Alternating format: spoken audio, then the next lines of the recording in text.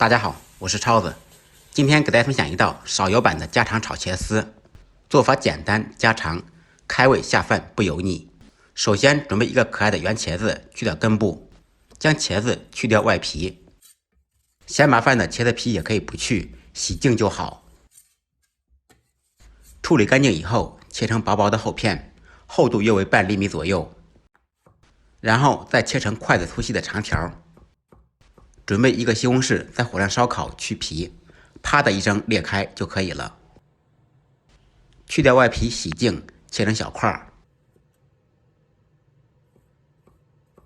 切好以后放入碗中备用。准备一个尖椒，洗净，从中间片开，斜刀切成细丝。不吃辣的也可以放青椒。再来少许葱花，几粒大蒜，趁其不备，用刀拍匀剁碎。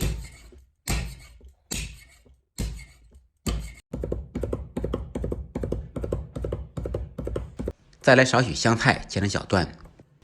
材料全部备好，接下来开始制作。起锅，锅烧热，不放油，不放水，放入切好的茄子条。先把茄子在锅中煸炒3分钟左右，将茄子煸炒至断生。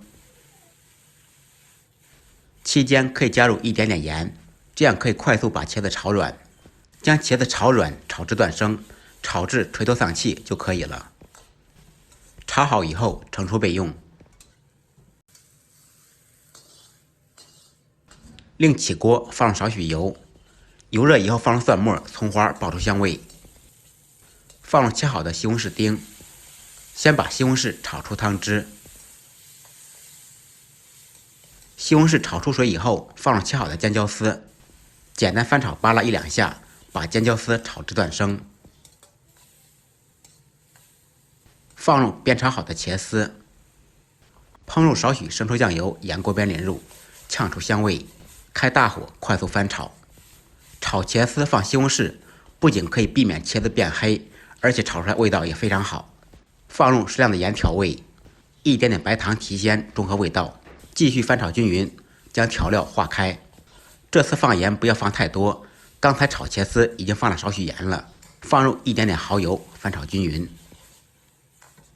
最后放入准备好的蒜末、香菜段，翻炒均匀，起锅装盘。